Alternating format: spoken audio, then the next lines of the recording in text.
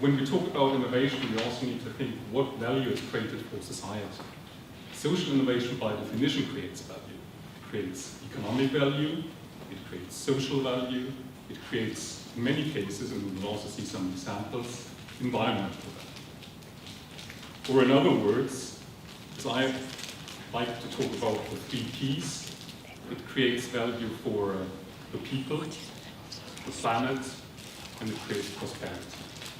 From the European perspective, we need to build on what is in the territories, in the regional and local ecosystems. But too often, people don't look beyond the borders of their territory. And we have the fragmented, isolated efforts in each territory. Together we can be stronger. Together we can have much more impact. So this networking, cooperation, partnerships are extremely important.